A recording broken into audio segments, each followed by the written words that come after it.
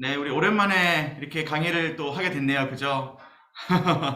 네, 너무 오랜만에, 거의 2주 만인 것 같습니다. 그래서, 네, 감사하고, 권사님도 감사합니다. 네, 이렇게 와주셔서 감사하고.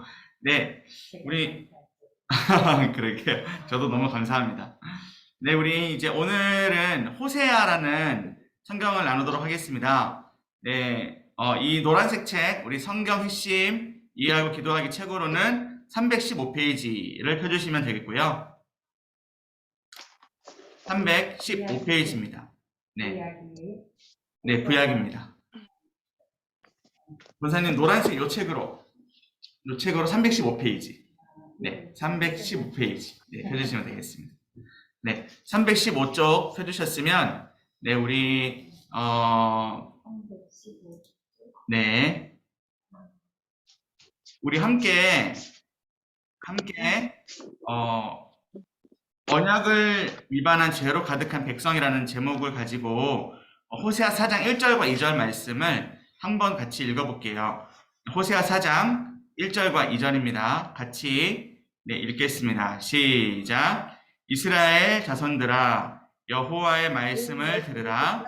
여호와께서 이 땅 주민과 논쟁하시나니 이 땅에는 진실이 없고 인애도 없고 하나님을 아는 지식도 없고 오직 저주와 속임과 살인과 도둑질과 간음뿐이요 포악하여 피가 피를 뒤이음이라. 아멘.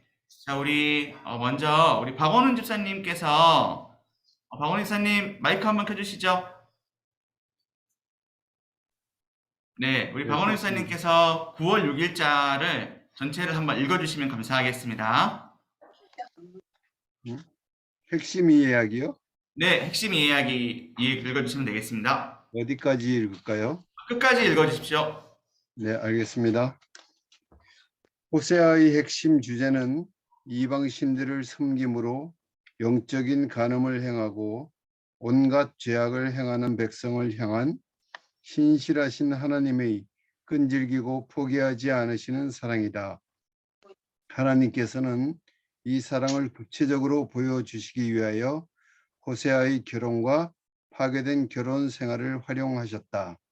하나님께서 호세아에게 아내로 삼으라고 명령한 여인 고멜이 원래부터 성적으로 부정한 여인인지 아니면 바람기가 있는 그녀가 결혼 후에 다른 남자와 눈이 맞아 남편 호세아를 버린 것인지에 대하여는 많은 논란이 있다.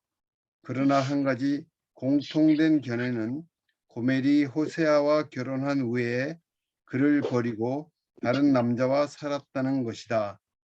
호세아의 아내가 보여준 음란한 모습은 영적 신랑인 여호와 하나님을 버리고 이방신들을 따라 섬기는 영적으로 음란한 이스라엘의 모습을 보여주기에 충분했다.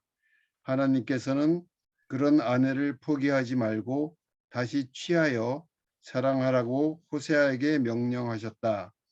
하나님께서는 영적으로 간음한 그의 백성을 향하여 이와 같은 용서와 사랑을 베푸시는 분이었기 때문에 이렇게 명령하신 것이었다. 마침내 하나님 백성의 돌아옴과 회복은 하나님의 사랑과 은혜의 승리였다. 하나님의 사랑의 최종 승리는 예수 그리스도의 십자가 위에서 나타났다. 하나님께서 이스라엘 백성과 벌이시는 논쟁은 그의 백성에 대한 언약적인 고소다. 그들은 언약을 위반한 백성이 되었으므로 그들이 고소를 당하는 것은 당연하다. 그들은 가나안 사람들과 같이 이 땅 주민으로 불린다. 이것은 그들이 하나님의 거룩한 언약 백성으로 사는데 실패하고 가나안 땅의 사람들과 같이 되었음을 분명하게 한다. 그들이 하나님으로부터 받는 언약적인 고소의 내용은 하나님과 관련된 죄악과 사람들과 관련된 죄악이다. 하나님과 관련된 죄악들은 진실과 인애와 하나님을 아는 지식이 없는 것이다.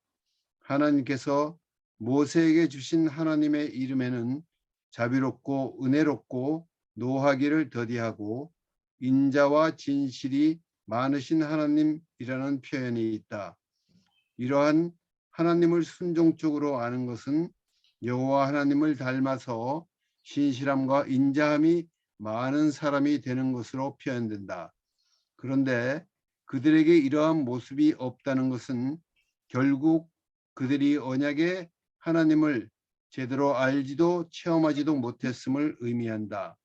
또한 사람과 관련된 죄악들은 하나님과 관련된 죄악의 결과로 사람들은 저주하고 속이고 살해하고 도둑질하고 간음을 행하는 것이다. 여기에 언급된 죄악과 관련된 계명들은 5계명, 9계명, 6계명, 8계명, 그리고 7계명이다. 이 모든 죄악은 사람들에게 마땅히 행해야 하는 의의를 거부하는 포악한 일들이요 그들의 피를 계속 흘리는 불의한 일들이다. 아멘. 자, 우리 한마디 기도를 다 같이 한번 읽어보겠습니다. 시작. 하나님을 순종의 삶으로 알지 못하면 사람들과의 관계에 있어서 죄악의 파괴적인 행동을 할 수밖에 없다는 것을 알게 하소서. 아멘. 네, 먼저 호세아서에 대한 개괄적인 부분이 방금 박원훈 지사님 읽어주신 이 9월 6일자에 다 나와 있습니다. 그래서 오늘은 이 말씀, 여기에 있는 내용을 좀 찬찬히 살펴만 봐도 호세아의 핵심적인 거를 잘 알 수가 있어요. 먼저 책에 나오지 않는 부분을 같이 한번 메모해 봅시다. 네, 메모를 한번 해볼게요. 우리 펜을 한번 준비해 주시고, 그리고 책에다가 메모하셔도 되고요. 성경에 메모를 하셔도 상관없습니다. 메모 준비되셨죠? 네, 한번 해보겠습니다. 호세아라고 하는 이 히브리 단어는 적어보실게요. 구원이란 뜻이 있습니다. 구원. 자, 호세아라고 하는 단어는 구원이라는 뜻이 있습니다. 그러면 우리가 잘 알고 있는 또 구원이라는 단어에 여러 가지 유명한 단어가 있어요. 자, 구원 무엇이 있냐면 바로 호세아랑 똑같은 뜻인데요. 여호수아입니다. 그리고 또 똑같은 단어가 있죠. 우리가 너무나도 잘 아는 구원자 되시는 누구시죠? 바로 예수. 네, 예수. 다시 한번 말씀드립니다. 호세아, 구원, 여호수아, 예수. 자, 이 단어들은 다 동일한 의미를 가지고 있습니다. 자, 호세아서는 주제가 무엇이냐면 바로 호세아라는 이름에 다 담겨져 있어요. 뭘까요? 구원. 구원. 맞습니다. 네, 정답. 네. 네. 구원. 그래서 구원에 대해서 어떻게 설명을 하고 있는지를 우리가 자세히 봐야 됩니다. 자, 저를 한번 봐주세요.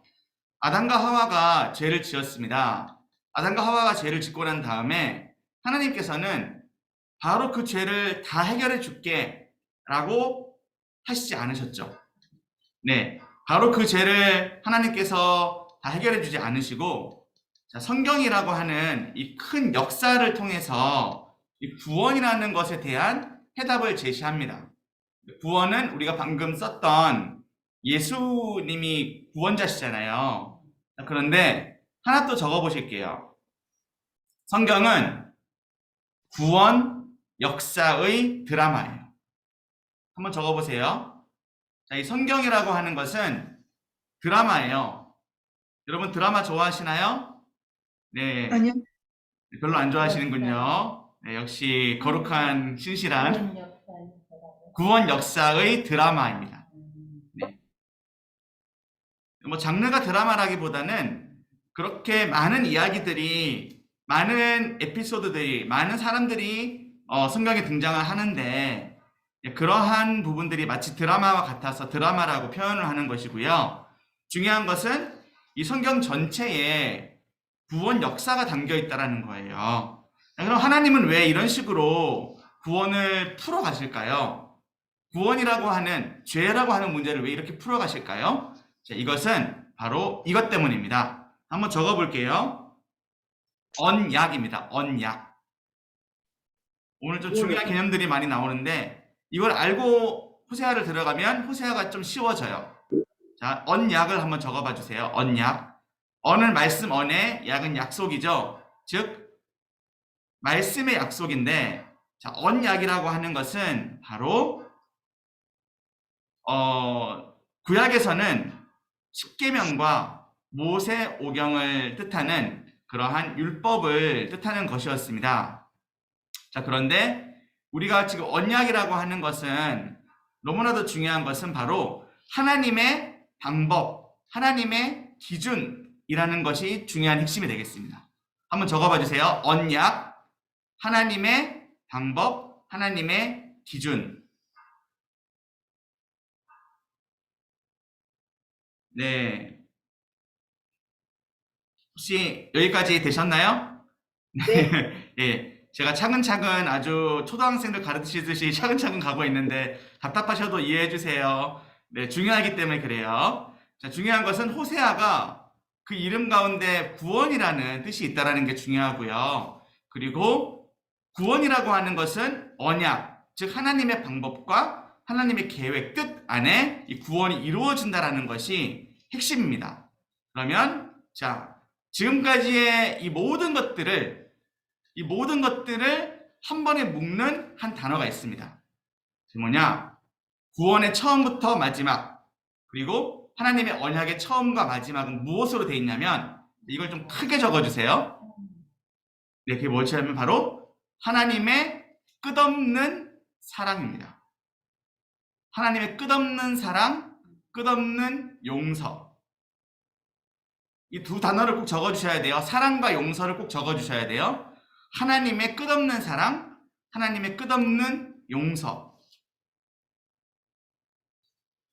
자, 제가 한번 결론부에 제가 말씀을 드릴 텐데 이렇게 생각하시는 분이 있어요. 아, 나는 구원을 받았으니까, 나는 이제 교회를 다니니까 나 이제 천국 가잖아. 나 마음대로 살아도 되는 거 아니야? 나 천국 가는데 뭐 어때? 이렇게 낙관주의로 살아가는 사람이 있습니다. 그리고 완전 반대의 사람이 있어요. 아, 내가 오늘 새벽 기도를 못 갔어. 아, 내가 오늘 기도 생활을 못 했어. 나 어떡하지? 나 천벌 받을 거야. 야, 네가 그렇게 잘 안 되는 이유, 네가 그 병이 든 이유, 네가 그렇게 잘 안 되는 이유는 하나님께 벌을 받은 거야. 라고 정죄하는 사람이 또 있죠. 낙관주의자가 있고 율법주의자가 있습니다. 그죠? 왜 이러한 신앙의 잘못된 형태들이 발생하느냐면 바로 구원을, 예수님을, 언약을 하나님의 사랑이라는 것이 없이 받아들였기 때문이에요. 자, 오늘 이거 정말 중요한 거예요. 이거 잘 들어주세요. 구원이라고 하는 거, 우리의 믿음이라고 하는 것이 시작부터 마지막은 하나님의 사랑이에요. 자, 이거 이제 정신 꼭 바짝 차리고 들어보세요. 자, 이제 모르시면 물어보셔도 되는데, 자, 여러분 어떻게 세상에 태어나셨습니까? 여러분들이 원해서 태어났습니까? 아니죠. 엄마가 나를 낳아서 태어난 거잖아요. 그러니까 수동적으로 태어났잖아요. 자, 그럼 반대로 죽음. 우리의 죽음은 언제 이루어질까요? 우리가 언제 죽는지 아는 사람이 한 사람이라도 있습니까? 그렇죠. 없죠. 한 사람도 없죠. 자, 정말 인생 가운데 너무나도 아이러니한 것은 탄생과 죽음은 수동적이라는 거예요. 구원도 그렇습니다. 구원의 시작이 어떻게 시작되냐면 하나님의 사랑으로 시작이 돼요. 여러분들이 예수님 믿겠다라고 해서 예수님 믿은 것 같죠? 아닙니다. 하나님이 여러분들을 사랑하셔서, 하나님이 저와 여러분 사랑하셔서 건져주신 거예요. 하나님 여러분 사랑하셔서 죄와 어둠에서 우리를 빛으로, 생명으로 건져주신 거예요. 여러분 믿으십니까? 그러니까 구원의 시작도 수동적이죠? 구원의 마지막은요? 구원의 마지막, 우리 권사님 말씀해 주셨는데 예수님 다시 오시는 거예요. 그리고 오늘 수요 예배 때도 담임 목사님께서 우리가 이 땅에 있을 때 예수님이 다시 오시면 좋겠다 이 얘기하셨는데, 예수님 다시 오시는 거는 우리가 어떻게 할 수 없어요. 그죠? 즉 완전한 구원이 이루어지는 것도 수동적이죠. 자, 그러면 그 시작과 그 마지막에 그 중간이 있습니다. 구원의 중간. 여기에서는 우리가 해야 될 일이 있는 거죠. 여기에서는 우리가 이 구원을 위해서 우리가 어떻게 반응해야 되느냐, 즉 하나님의 사랑을 받은 자로서 우리가 어떻게 살아가야 되느냐라는 것이 이 구원 성경에 있어서 아주 중요한 메시지가 됩니다. 이해가 되시나요?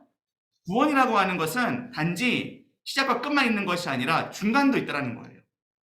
자, 여러분들이 지금 대부분 다 성인이시군요. 죄송합니다. 네. 저는 아이라서요. 자, 성인이신데 우리가 지금 자라고 있고 또 늙어가고 있잖아요. 그죠? 우리에게는 모든 것이 과정이 있습니다. 우리에게도 어릴 때가 있었잖아요. 자, 그런 것처럼 구원 역시도 자라나는 거예요. 마치 건물이 지어지듯이 지어지고요. 마치 나무가 자라나듯이 네, 우리에게 계속해서 자라나는 그 믿음의 나무가 바로 우리라는 거죠. 그래서 성경에는 예수님을 닮는 그 장성한 분량까지 이르게 될 것이다 라고 우리에게 말씀을 하고 계시는데, 자, 중요한 것은 뭐냐? 우리가 믿음을 바르게 가지고 있다면 우리의 삶도 바르게 변화가 돼야 된다는 거예요. 그리고 우리가 바른 믿음, 또 바른 그 믿음을 가지고 이 땅에 살아가면 이 땅도 변화가 된다는 거예요.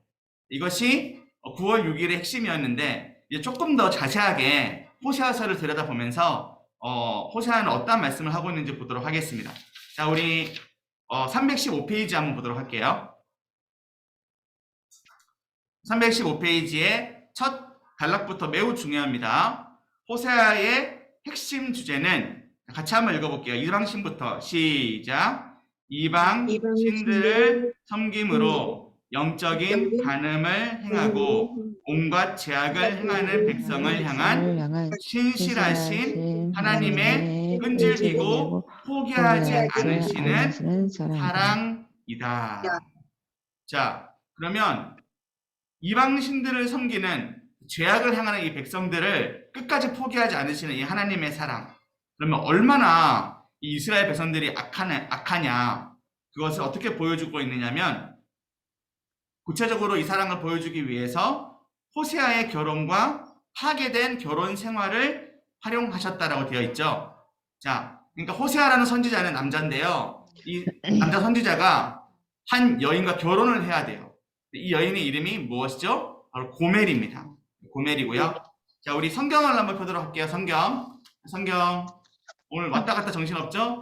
자, 성경. 네, 성경 호세아입니다. 자, 우리 호세아 1장 2절과 2절에서 9절인데요. 2절에서 9절까지의 말씀인데요. 우리 최정선 집사님.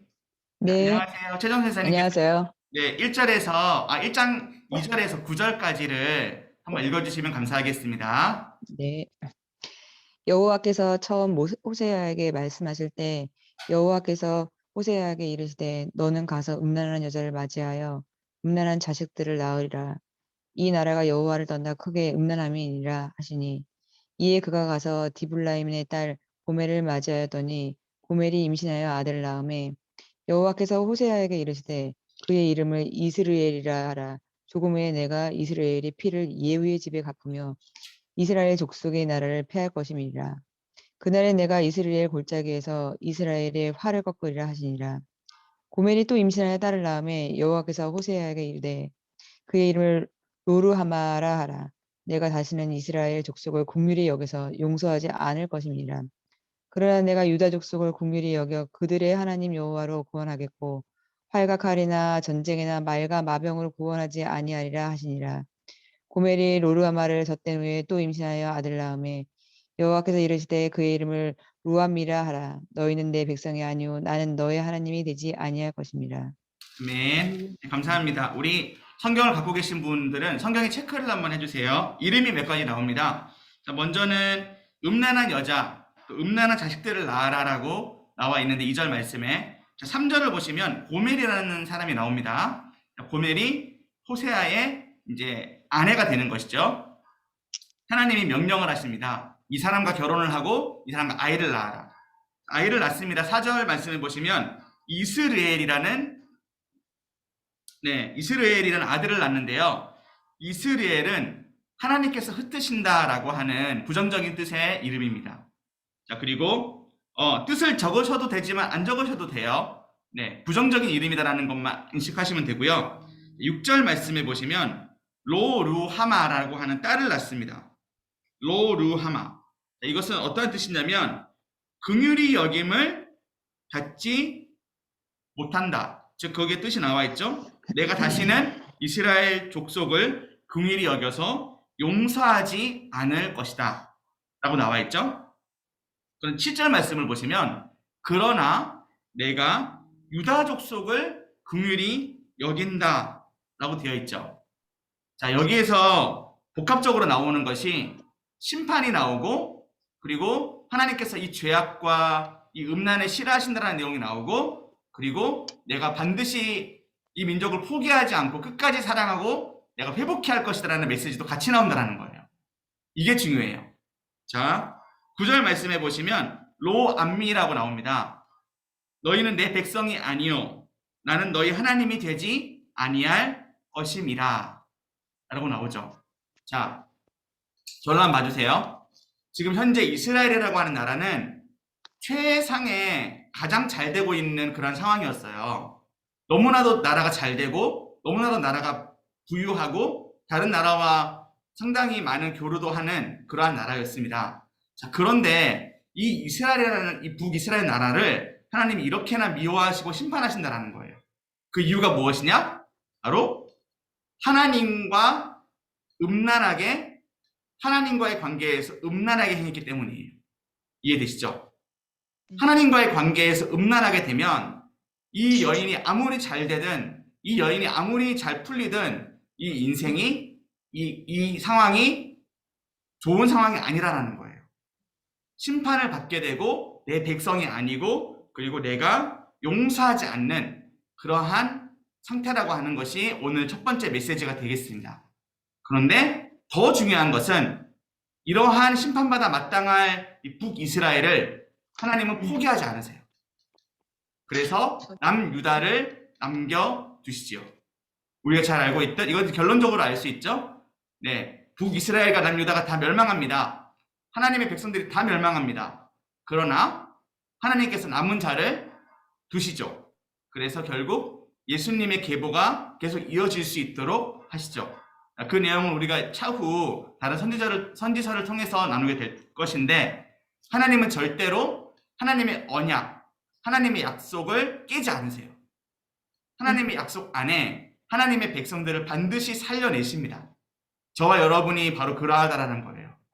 우리가 아무리 절망이고 우리가 아무리 죄악에 푹 빠져 있다 할지라도 하나님 우리를 구원하시기 위해 반드시 우리를 돌아오게끔 우리에게 역사하신다라는 것을 우리가 이것을 통해서 먼저 좀 기억을 해야겠습니다. 자, 10절 말씀, 1장 10절 말씀을 보시면 회복이 나와요.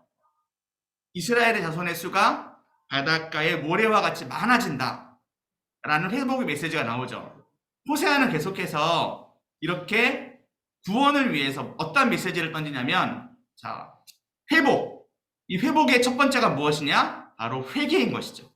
한번 적어주세요. 구원에 있어서 가장 중요한 메시지는 바로 무엇이냐? 회개다. 제가 적어달라고 하는 것은 중요하기 때문입니다. 네, 시험은 치지 않습니다. 그러나 네, 또 뭐가 남는 게 있어야겠죠. 자, 회개가 있어야만 회복이 있는 것입니다. 우리가 잘 알고 있는 여호와께로 돌아가자라는 말씀을 곧 나눌 텐데요. 자, 회개가 있어야만 회복이 있는 거예요. 이것을 반드시 기억해 주시면 감사하겠습니다. 자, 우리 315페이지 계속 보도록 하겠습니다. 315페이지 책으로 가셔서 315페이지에 두 번째 단락, 오른쪽에 있는 단락이죠. 호세아의 아내가 보여준 부분입니다. 자, 이 부분을 우리 이장근 집사님, 네, 이장근 집사님께서 충분했다까지 한번 읽어봐 주세요. 호세의 아내가 보여준 음란한 모습은 영적 신랑인 여호와 하나님을 버리고 이방 신들을 따라 섬기는 영적으로 음란한 이스라엘의 모습을 보여주기에 충분했다. 네, 자, 여기서 음란이라고 하는 것은 아주 분명하게 나옵니다. 무엇이냐면 음란이라고 하는 것은 뭐 여러 가지 형태가 있겠지만 여기에서 나오는 음란은 남편을 버리는 거예요. 간음인 거거든요. 간음. 간음하지 말라라는 계명이 있잖아요. 이게 무엇이냐면 결혼한 사람이 결혼의 그 언약을 파기하는 거예요. 세상에 많은 약속들이 있고 많은 중요한 약속들이 있습니다. 뭐 사업을 계약하는 것도 중요한 약속이 될 수 있겠죠. 여러 가지가 있는데 인간에게 있어서 옛날부터 가장 중요한 약속이 있습니다. 바로 무엇이죠? 혼인이죠. 혼인. 혼인서약. 즉 결혼이라고 하는 이 제도가 인간의 제도 가운데 너무나도 중요한 그런 약속이라는 것이에요. 네, 그런데 그래서 하나님께서는 이혼에 대해서도 아주 분명하게 말씀을 하고 계시죠. 기준이 있습니다. 자, 그런데 아무튼 오늘은 그런 얘기가 중요한 게 아니라 자, 한번 이것도 생각을 해주세요. 영적으로 음란한 이스라엘. 이게 뭐 어떠한 의미일까요? 영적으로 음녀가 된 거예요. 영적으로 이 이스라엘 백성이 고멜이 된 거예요. 이것이 어떠한 거냐면 이 고멜이 결혼을 했는데 남편을 버리고 떠나가는 거예요. 그래서 다른 남편, 다른 남자를 만나서 또 아이를 낳는 거예요. 자, 곧 나눌 텐데 이 고멜은 창녀가 됩니다. 예, 몸을 이제 돈을 받고 몸을 내어주는 그러한 창녀가 되는데요. 자, 이러한 상황, 이것이 우리의 영적인 모습이 될 수 있어요. 자, 우리는 하나님과 예수님과 결혼한 그러한 자들이잖아요. 우리는 신부, 예수님은 신랑. 그죠? 또 이 책에서는 하나님이 신랑이라고 나오죠. 여호와 하나님이 신랑, 그리고 하나님의 백성은 신부로 나옵니다. 근데 우리가 하나님이 아닌 다른 것들을 사랑하게 되면 이제 이러한 모든 것들이 다 음란이 되는 거예요. 자, 그 음란 중에 하나가 무엇인 줄 아세요? 그게 바로 꿈을 이루는 거예요. 내 꿈을 위해서 하나님이 필요한 거죠. 내 꿈과 내 목적을 위해서 하나님이 필요한 거예요. 사실은 하나님이 필요한 게 아니라 내 꿈이 필요한 거죠. 이것은 영적인 음란이 될 수 있습니다. 내 자녀가 잘 됨을 위해서 하나님이 필요한 거죠. 내 인생 가운데 뭔가가 잘 되기 위해서 하나님이 필요한 거죠. 이것은 영적인 음란인 것입니다. 자, 우리가 잘 알고 있는 돈, 여러 가지 부분들, 이런 모든 것들도 사실상 우리의 욕망을 위해서인 거잖아요. 우리의 욕망을 위해서 하나님은 금송아지가 되어도 되고 우리의 욕망을 위해서 하나님은 십자가가 되어도 되는 거예요. 나의 욕망을 위해서 하나님이 필요한 거죠. 이것이 바로 이 시대의 영적인 음란인 것입니다. 우리가 하나님을 등지고 사는 거예요, 지금. 자, 여러분, 이것이 오늘 가장 우리가 좀 깊게 생각해 봐야 될 메시지고요. 그 다음이 또 중요해요. 자, 315페이지 아까 충분했다 그 다음 말씀해 보시면 한번 읽어보실까요? 하나님께서는 그런 아내를 어떻게 하라고요? 포기하지 말고 다시 취하여 사랑하라고 호세아에게 명령하시죠. 이게 너무 놀랍지 않습니까? 하나님은 이건 다르게 적용할 필요 없습니다. 저와 여러분을 절대로 포기하지 않으세요. 우리가 영적인 음란을 범하고 있다 할지라도 이것이 얼마나 잘못된 것인지를 반드시 말씀을 통해서 깨닫게 해주실 겁니다. 자, 우리 호세아 3장 한번 보도록 할게요. 자, 호세아 3장입니다. 성경 한번 펴주세요. 매우 짧습니다. 호세아 3장 매우 짧고요. 네, 우리 최자윤 자매님 한번 읽어주실 수 있으실까요? 호세아 3장 말씀. 잘 들리세요? 네? 잘 네, 들리세요? 네, 잘 들립니다. 네, 호세아 3장 1절에서 5절 읽어주세요. 여호와께서 내게 이르시되 이스라엘 자손이 다른 신을 섬기고 건포도 과자를 즐길지라도 여호와가 그들을 사랑하나니 너는 또 가서 타인의 사랑을 받아 잉여가 된 그 여자를 사랑하라 하시기로 내가 은 15개와 보리 한 호멜 반으로 나를 위하여 그를 사고 그에게 이르기를 너는 많은 날 동안 나와 함께 지내고 운행하지 말며 다른 남자를 따르지 말라. 나도 내게 그리하리라 하였노라. 이스라엘 자손들이 많은 날 동안 왕도 없고 지도자도 없고 제사도 없고 주상도 없고 에봇도 없고 드라빔도 없이 지내다가 그 후에 이스라엘 자손이 돌아와서 그들의 하나님 여호와와 그들의 왕 다윗을 찾고 마지막 날에는 여호와를 경외함으로 여호와 그의 은총으로 나아가리라. 아멘. 아멘. 자, 여기에 보시면 여인이 이제 바람을 피죠. 그래서 아까 말씀드린 대로 값을 주고 사야 하는 그런 상황이 됐습니다. 자, 그런데 이 여인을 어떻게 하라고 하죠? 2절에 보시면 내가 은 15개와 보리 한 오멜 반으로 나를 위하여 그를 산다라고 되어 있죠. 자, 그를 삽니다. 값을 내고 그 여인을 삽니다. 그리고 다시 한번 그에게 이릅니다. 너는 많은 날 동안 나와 함께 지내고 음행하지 말라. 다른 남자를 따르지 말라. 나도 너한테 그렇게 하겠다. 인격적으로 다시 다가가죠. 자, 여러분, 그리고 5절 말씀을 보시면 여호와와 그들의 왕 다윗을 다시 찾게 된다. 그리고 여호와를 경외하는 그날이 오게 될 것이다 라고 회복을 명령하고 있죠. 자, 이것이 호세아서의 아주 중요한 구조예요. 짧은 말씀이지만 이 짧은 말씀 속에 너무나도 중요한 메시지가 담겨 있는 거죠. 즉, 하나님은 절대로 포기하지 않고 그를 다시 취하고 다시 사랑하십니다.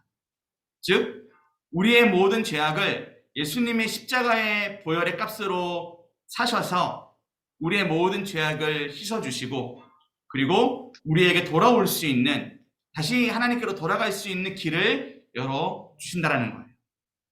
자, 제가 오늘 복음의 너무나도 기초적인 부분들을 얘기해서 좀 유치하실 수도 있는데 우리가 생각보다 이걸 많이 잊고 살아요. 우리가 예수님을 잊어버리면요, 우리의 예배 가운데 회개를 잊어버리면요, 우리가 우리의 죄를 인지하지 못하고 회개하지 못하면요, 우리는 계속해서 우상을 음란하게 됩니다. 우상을 바라보게 된다는 거예요. 하나님과의 관계에서 계속 멀어질 수밖에 없어요. 자, 그렇기 때문에 하나님의 이런 복음의 초청에 우리가 먼저 응답해야 돼요. 내가 먼저 하나님께 나아가고 나를 살리신 예수님께 감사함으로 다시 한번 우리가 나아가야 된다는 것이 중요한 핵심이었습니다. 자, 우리 316페이지로 가보도록 할게요. 316페이지에 이 백성들은 계속해서 죄악을 저질렀고 그러나 하나님은 어떠하시냐? 자, 우리 하나님께서 모세에게 주신 이 부분 보이시나요? 하나님께서 모세에게 주신 하나님의 이름에는 자비롭고 은혜롭고 노하기를 더디하고 인자와 진실이 많으신 하나님이시다 라고 되어 있죠. 자, 하나님이 얼마나 끝없이 여러분을 사랑하시고 하나님이 얼마나 끝없이 하나님의 백성들을 사랑하시는지를 우리는 반드시 경험해야 합니다. 자, 이제 다음으로 넘어가 보도록 하겠습니다. 자, 우리 9월 7일자고요. 여호와를 순종적으로 알게 하는 회개. 우리 소시아 6장 3절 말씀을 다 같이 한번 읽어보겠습니다. 시작. 그러므로 우리가 여호와를 알자. 힘써 여호와를 알자. 그의 나타나심은 새벽빛같이 어김없나니 이와 같이 땅을 적시는 늦은 비와 같이 우리에게 임하시리라 하니라. 아멘. 우리 김미양 집사님, 우리 9월 7일자 한번 읽어주실 수 있으실까요? 네. 감사합니다. 1절에서 3절의 내용은 하나님께서 그의 백성에게서 원하시는 진정한 회개의 모습이다. 1절은 여호와 하나님께서 그들을 찢고 튀신 후에 낫게 하시고 싸매어 주실 것이니 그에게로 돌아가자는 권면이다. 이 말씀은 에브라임 곧 북왕국 백성과 유다 곧 남왕국 백성이 자기들의 병을 고치려고 하나님 이외에 다른 곳으로 달려갔다가 치유를 얻지 못한 것을 배경으로 한다. 이때 언약의 주 하나님께서는 사자 곧 젊은 사자와 같이 그들을 움키고 탈취해 가셨다. 그 결과 그들의 고통과 상처는 더 깊어졌다. 그들은 이러한 심각한 상황에 놓였을 때에 비로소 죄를 뉘우치고 죽게 돌아왔다. 이것은 하나님께서 그들에 대한 사랑을 포기하지 않으시고 기다리시고 또 기다리신 결과였다. 그래서 그들이 1절을 오라 우리가 여호와께로 돌아가자는 고백을 했던 것이다. 2절은 주 여호와께로 돌아가자고 고백하는 그들이 하나님 앞에서 가진 확신을 보여준다. 여호와께서 이틀 후에 그들을 살리시며 셋째 날에 그들을 일으켜 주시면 그들은 이제 하나님의 임재 앞에서 살게 될 것이란 확신을 보여준다. 살리며 일으킨다는 표현은 마치 죽은 자 가운데서 살아나는 것과 같은 부활의 기적을 가리킨다. 이스라엘 백성은 세상의 그 누구도 치유할 수 없는 병에 걸렸다. 이 영적인 병의 끝은 죽음이다. 그들이 죽게 돌아오도록 주께서 그들을 죽음으로부터 살리실 것이다. 그들은 이렇게 기적적으로 살아난 결과로 이제부터는 주님의 임재 앞에서 살아가게 될 것이다. 3절은 1, 2절의 내용에 대한 결론과 귀결이다. 1, 2절의 내용과 같이 하나님께서는 그들을 치유하시고 살리셔서 새로운 삶을 살게 하실 것이므로 이제부터는 순종의 새로운 삶을 힘써 살자는 것이다. 여기서 여호와를 아는 것은 그를 알에 대한 반응과 결실로 생활 속에서 그에게 순종하는 것을 의미한다. 이렇게 순종의 삶을 살아갈 때 언약의 주 하나님께서는 새벽빛같이 일정하게 나타나실 것이다. 그는 비, 곧 땅을 적시는 늦은 비와 같이 그들에게 임하여 언약의 복을 주실 것이다. 빛과 적절한 비는 생명의 탄생과 성장과 결실에 절대적으로 필요하다. 이와 같이 하나님께서 새벽빛같이 새로운 파종을 위한 경작을 가능하게 하는 늦은 비와 같이 임하실 것이다. 그러면 회개 이후에 새롭게 출발하는 삶은 하나님께서 주시는 복의 결실과 열매로 가득 차게 될 것이다. 이와 같이 하나님께서는 1절에서 3절의 회개와 고백이 그 백성에게서 나오기를 원하셨다. 그러나 에브라임과 유다는 하나님께서 요구하는 차원의 회개와 고백을 하는데 실패하고 말았다. 하지만 감사하게도 하나님께서 기뻐하시고 찾으시는 회개가 죽었다가 제3일에 살아나신 예수 그리스도 안에서 가능해졌다. 이것이 신약 백성이 그리스도 안에서 계속적으로 누리는 은혜와 거룩한 삶이다. 아멘. 감사합니다. 우리 한마디 기도를 다 같이 한번 해볼게요. 시작. 하나님께서 애타게 기다리시는 회개의 고백을 하나님께서 원하시는 대로 할 수 있도록 복음의 은혜와 은총을 우리 모두에게 부어 주소서. 아멘. 자, 여기에서 중요한 게 이제 1절 말씀인데요. 1절 말씀을 성경으로 한번 보도록 할게요. 6장 1절입니다. 6장 1절 제가 읽겠습니다. 오라 우리가 여호와께로 돌아가자. 여호와께서 우리를 찢으셨으나 도로 낫게 하실 것이요 우리를 치셨으나 싸매어 주실 것임이라. 여기에 보시면 여호와께서 우리를 찢으신대요. 즉 여호와께서 심판을 하신다라는 메시지가 담겨 있는 거죠. 그리고 여호와께서 우리를 치신대요. 이건 역시 심판의 메시지가 있는 거죠. 자, 우리 아까 처음에 했던 내용을 한번 기억해 보시면서요. 왜 하나님은 우리를 사랑하시는데 치셔야 될까요? 왜 하나님 우리를 찢으셔야 할까요? 음란했잖아요. 네? 음란한 죄를 지었기 때문에. 자, 그것이 좀 어려운 표현으로 한다면 언약 때문이죠. 옆에다가 적어주세요. 언약의 저주입니다. 찢는 것은 언약의 저주이고요. 하나님은 언약을 무시하지 않으세요. 이게 중요해요. 하나님이 세우신 기준이 언약인데 하나님의 기준, 하나님의 방법이잖아요. 근데 하나님은 이 언약에 완벽하게 충실하세요. 언약의 저주. 네, 언약의 저주. 근데 하나님은 이 언약에 충실하세요. 그래서 공의라는 단어가 있죠. 네, 공의, 즉 심판이라고 하는 네, 단어인 거죠. 그래서 나중에 제가 말씀드릴 텐데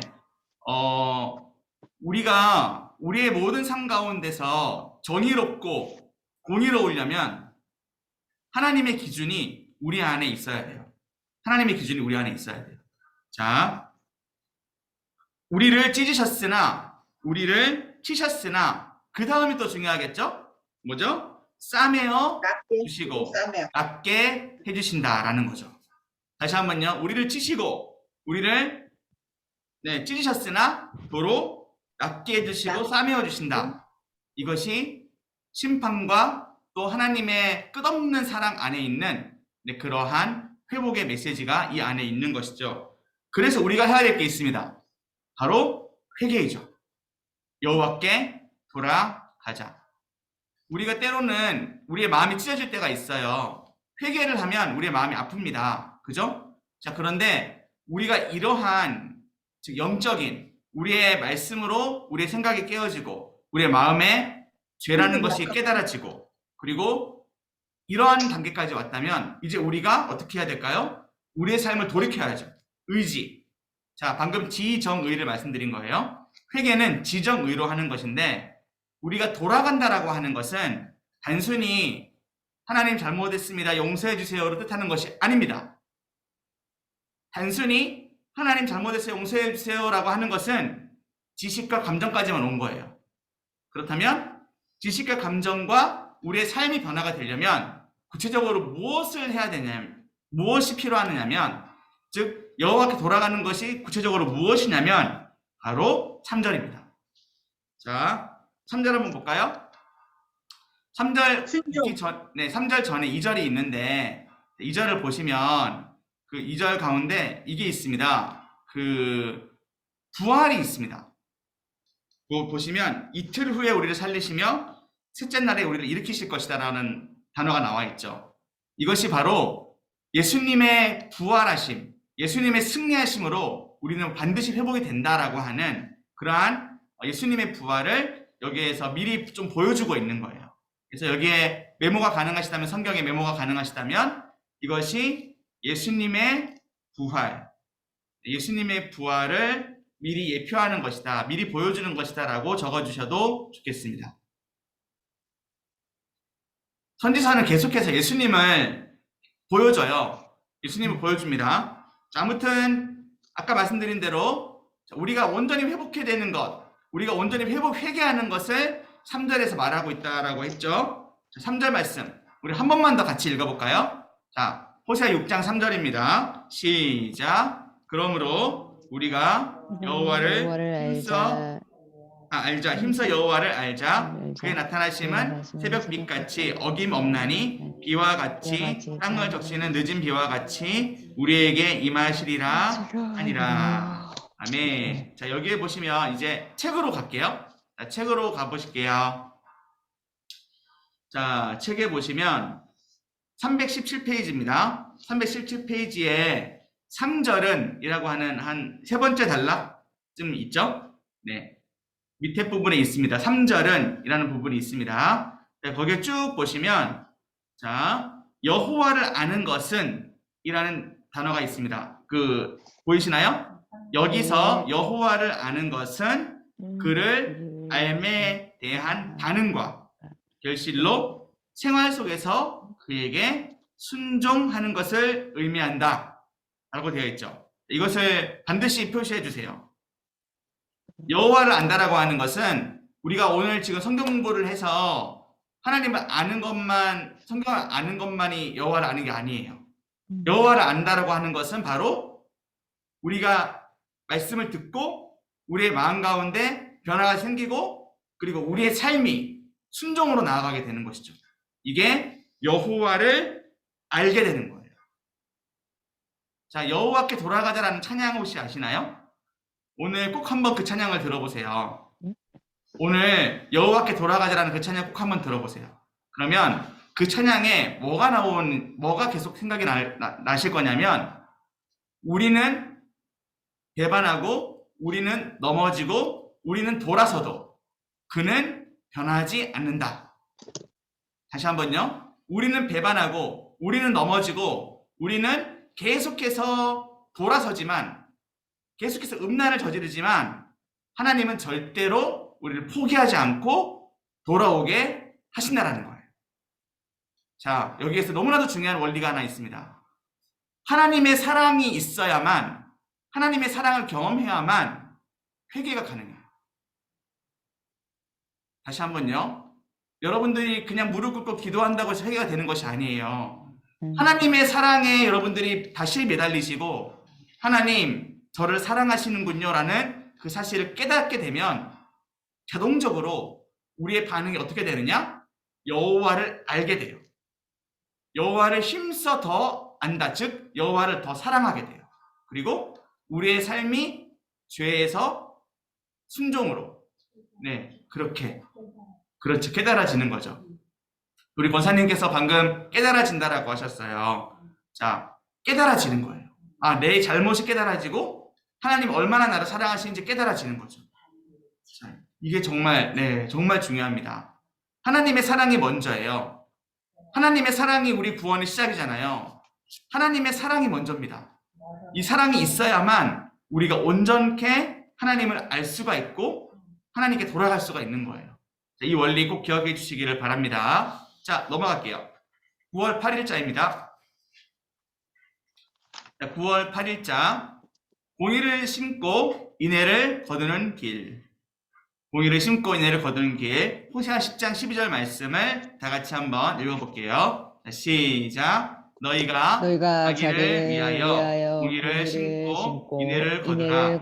너희 묵은 땅을 기경하라. 지금이 곧 여호와를 찾을 때니 마침내 여호와께서 보사 공의를 이처럼 너희에게 내리시리라. 아멘. 자, 우리 장경민 집사님 계시죠? 네, 네, 한번 9월 8일자 핵심 이야기 읽어주세요. 네.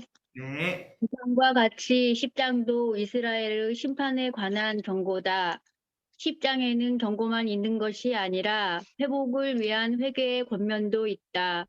포도나무 이스라엘은 열매를 많이 맺고 번성하면 번성할수록 다른 신들을 섬기는 제단과 주상들을 더 많이 쌓았다. 북왕국이 출발하면서부터 이스라엘이 지금까지 섬겨온 베다웬의 송아지는 결국 아수르로 옮겨질 것이다.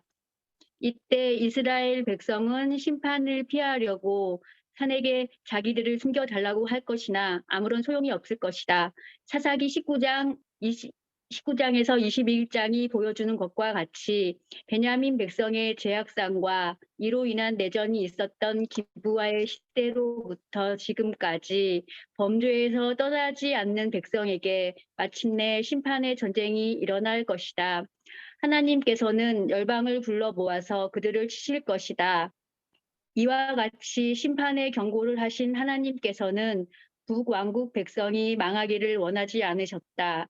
12절의 권고는 이 사실을 분명하게 보여준다. 권고의 내용은 공의를 심고 인애를 거두면 여호와께서 오셔서 공의의 비를 내려주실 것이라는 약속이다. 여기에 언급된 공의와 인애는 4장에 언급된 것과 같이 이스라엘 백성에게 사라진 것들이었다. 심으라고 권고하신 공의는 사람들에게 하지 말아야 행위를 하지 아니하고 그들에게 마땅히 해야 할 행동을 하는 것이다. 그러나 이스라엘 백성은 사람들에게 하지 말아야 했던 것들만 했다. 저주, 속임, 살인, 도둑질, 간음, 폭력 행사 등이 그것이었다.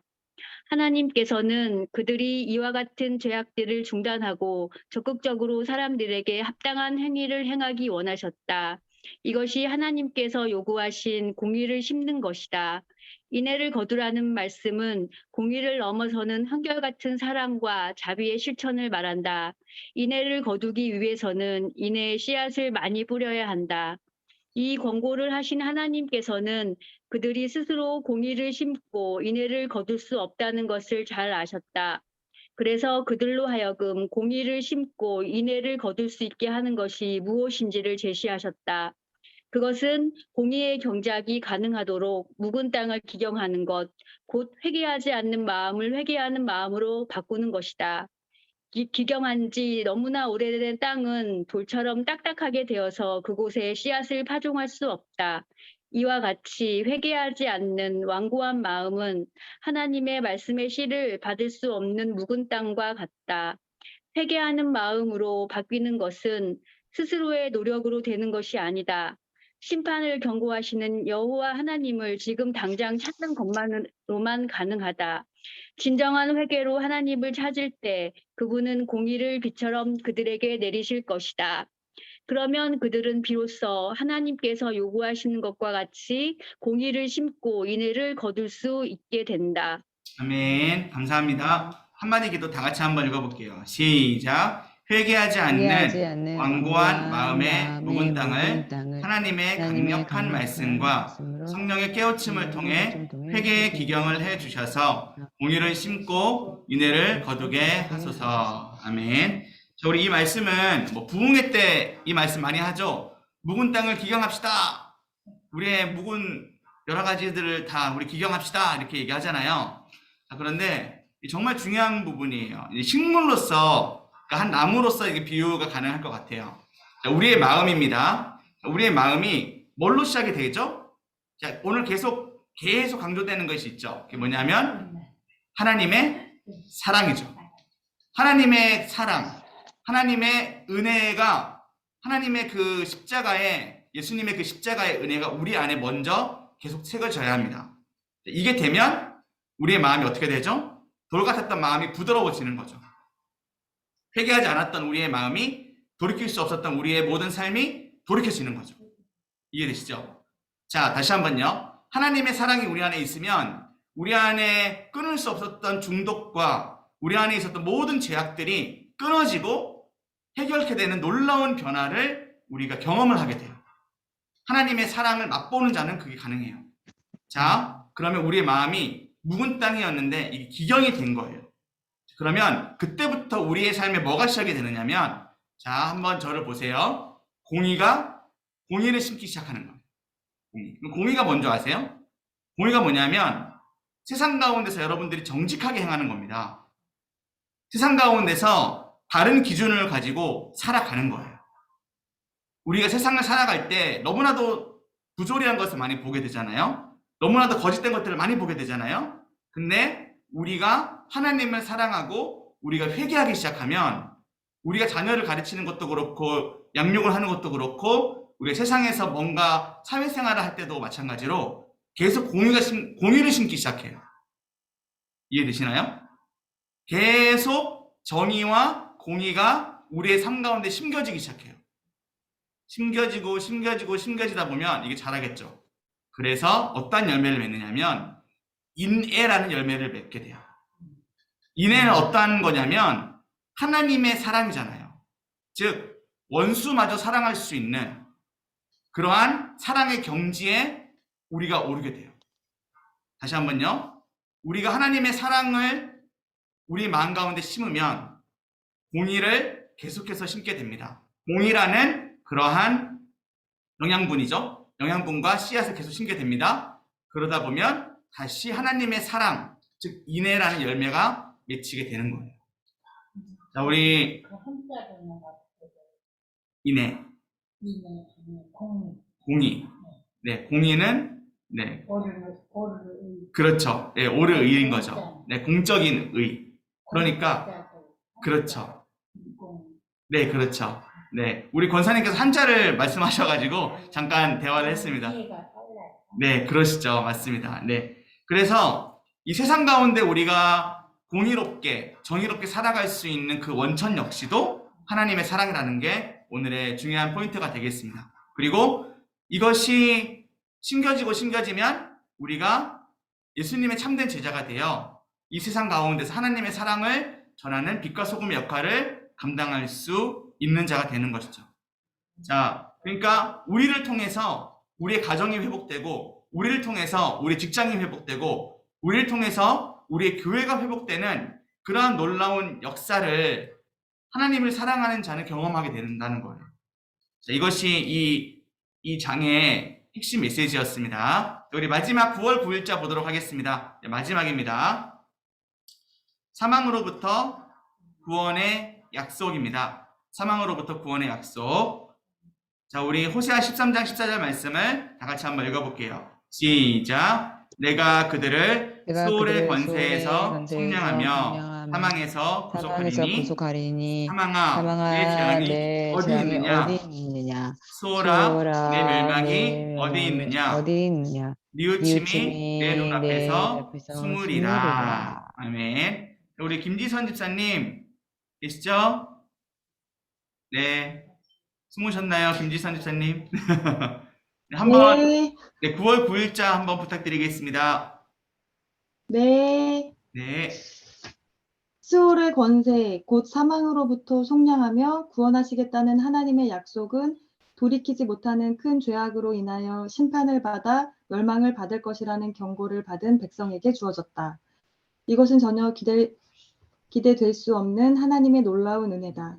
하나님께서는 그들을 애굽에서 인도하여 내실 때부터 나는 내 하나님 여호와라.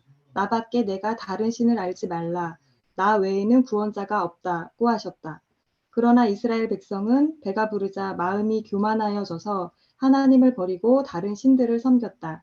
그 결과 그들을 기다리는 것은 그들을 찢어 삼킬 사자와 표범과 들짐승과 같은 심판의 하나님이었다.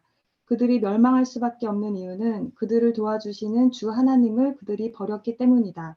이러한 백성은 해산할 시간이 되어도 애를 낳지 못하는 여인과 같이 미래의 소망이 전혀 없다. 하나님의 심판이 시행될 때 원수들의 손에 그들의 어린 아이들이 부서질 것이고 아직 해산의 날이 되지 않은 아이벤 여인의 배는 칼로 갈리는 끔찍한 일을 당할 것이다. 그들을 기다리는 것은 오로지 죽음, 그리고 미래에 대한 소망의 완전한 사라짐이다. 바로 이러한 북왕국 이스라엘 백성을 사망으로부터 구원하시겠다는 하나님의 약속은 상상을 초월하는 은혜와 은총이다. 이 약속은 하나님께서 선지자 이사야를 통해서 사망을 멸하시고 죽은 자들을 살려내시겠다고 하신 약속과 일치한다. 이 약속은 또한 하나님께서 나중에 에스겔에 보여주신 해골 골짜기에 있는 마른 뼈들에 하나님의 생기가 들어가 살아난 부활의 기적과 일치한다. 마침내 하나님께서는 예수 그리스도의 대속적인 죽음을 통해서 사망과 죽음을 영원히 멸하시고 그의 백성에게 영생을 허락하셨다.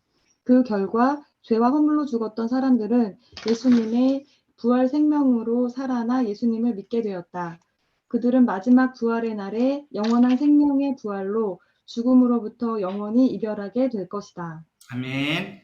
자, 우리 한마디 기도 같이 한번 읽어보겠습니다. 시작. 죽음의 운명에서 영원히 스스로 벗을 수 없는 우리를 부활하신 예수님의 복음의 능력으로 사망의 권세에서 구원하여 내시는 주 하나님을 찬양합니다. 아멘. 자, 제가 처음부터 전제한 것은 북이스라엘이 음란했다라고 하는 것이고 북이스라엘의 그 음란한 모습이 우리에게도 있다라고 전제를 했습니다. 자, 하나님은 절대로 저와 여러분을 포기하지 않으십니다. 하나님은 단 한 번도 북이스라엘을 너네는 멸망해야 되라고 하신 적이 없으세요. 하나님은 반드시 북이스라엘을 심판하시면서도 그들이 여호와께 돌아오기를 하나님은 바라셨던 거예요. 이 메시지가 보이시나요? 오늘 호세아서를 보시면서 그 메시지가 보이셔야 돼요. 우리가 누군가를 함부로 정죄해서는 안 됩니다.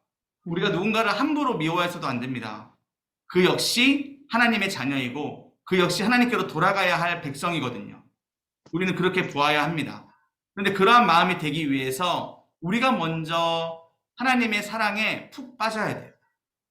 제가 오늘 이 말씀을 마무리하면서 이 말씀 가운데 보시면 호세아 13장 14절에 보시면 사망아 내 재앙이 어디 있느냐, 수호라 내 멸망이 어디 있느냐라고 되어 있잖아요. 이것이 뭐냐면 내가 이 죄악과 이 죄의 모든 근본을 다 해결했다. 어떻게 해요? 예수님의 부활로 해결할 것이다라는 것을 미리 보여주고 있는 거예요. 고린도전서 15장 55절인데요. 제가 한번 찾아서 읽어드릴게요. 고린도전서 15장 55절입니다. 자, 고린도전서 15장 제가 한번 읽어드릴게요. 사망아 너의 승리가 어디 있느냐? 사망아 내가 쏘는 것이 어디 있느냐? 그리고 쭉 읽어보시면 사망이 쏘는 것은 죄요 죄의 권능은 율법이라 우리 주 예수 그리스도로 말미암아 우리에게 승리를 주시는 하나님께 감사하노니 그러므로 내 사랑하는 형제들아 견실하며 흔들리지 말고 항상 주의 일에 더욱 힘쓰는 자들이 되라. 이는 너희 수고가 주 안에서 헛되지 않은 줄을 알미라. 아멘. 자, 오늘 이 강의를 들으시는 여러분들 가운데 주부도 있으실 수 있고 오늘 이 강의를 들으시는 분 가운데 코로나가 확진이 돼가지고 아무 일도 못 하시는 분이 있을 수도 있고 네, 많은 일을 하고 계시는 사회에서 많은 일을 이렇게 담당하고 계시는 분도 있을 수 있어요. 자, 그런데 우리가 흔히 자존감이라고도 하고 우리가 흔히 어떠한 인생의 목적, 인생의 어떠한 방향성이라고 얘기를 하잖아요. 근데 우리가 하는 모든 일이 헛되지 않습니다. 왜냐하면 이 말씀을 보세요. 우리가 주의 일에 힘을 써야 되는 거죠. 우리가 하는 모든 일은 주님을 위한 일인 거죠. 우리가 하는 모든 일은 하나님을 사랑하기 때문에 하나님을 위해서 하는 것이고 예수님이 나를 구원하셔서 이 예수님의 사랑을 어떻게 보답할까? 그것을 고민하며 매일매일 살아가는 거죠. 자, 저는 성경에 나오는 아가서라는 성경 아시죠? 네, 그 성경을 오늘 제가 우리 오전 시간에 조금 풀어드렸는데 그 아가서라는 성경은요, 하나님과 우리 하나님의 신부인 우리 사이에 그 사랑이 얼마나 지극한 사랑인지를 보여주는 그러한 사랑 이야기예요.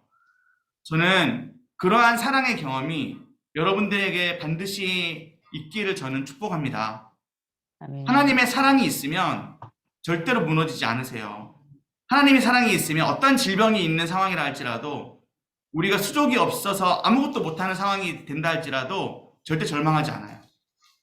이걸 심리학으로 자존감의 회복이라 그러죠. 자존감이 당연히 회복되죠.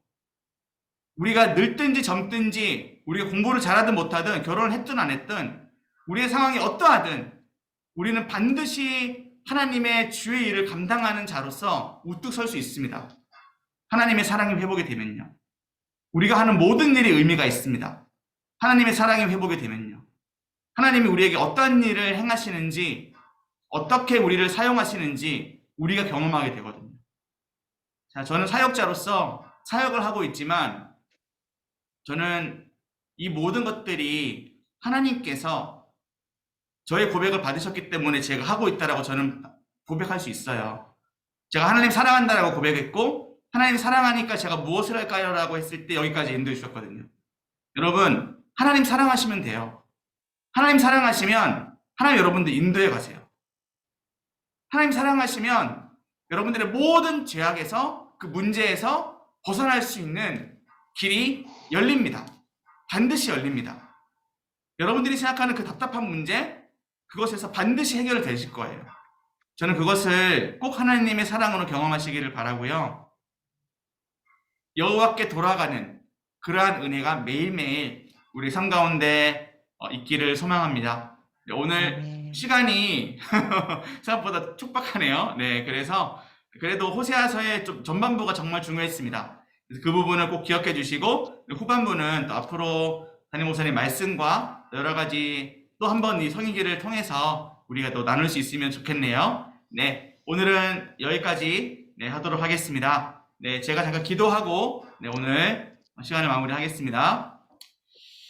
아버지 하나님 감사합니다. 하나님의 사랑이 얼마나 지극한 사랑이며 하나님의 사랑이 얼마나 위대한 사랑이며 하나님의 사랑이 얼마나 능력 있는 사랑인지를 우리가 호세아서를 통해서 더욱 깨달았기를 원합니다. 우리의 모든 죄악, 우리의 모든 자존감의 문제, 우리 안에 있는 모든 문제들이 하나님의 사랑 안에서 눈 녹듯이 놓는 그러한 놀라운 역사가 우리의 인생 가운데 있게 하여 주시옵소서. 그래서 하나님을 더욱 사랑하고 그리고 우리의 마음이 묵은 땅이 기경이 되어 공의를 심고 인애의 열매를 맺는 우리의 삶이 될 수 있도록 인도하여 주시옵소서. 영광의 그날, 구원의 끝날이 이르는 그날까지 예수님을 더욱 닮아가는 우리가 되기를 소망합니다. 더욱 사랑하는 우리가 되기를 원합니다. 인도하시고 함께하여 주시옵소서. 늦은 시간까지 성경을 배우기 위해 함께 하셨습니다. 우리 사랑하는 지체들 한 분 한 분에게 은혜와 성령으로 붙잡아 주시기를 간절히 원하옵고 예수님의 이름으로 기도드립니다. 아멘. 네, 수고하셨습니다. 감사합니다. 네, 안녕히 주무세요. 목사님 또 뵙겠습니다. 감사합니다. 네, 감사합니다. 저는 이제 가본 일이 없는데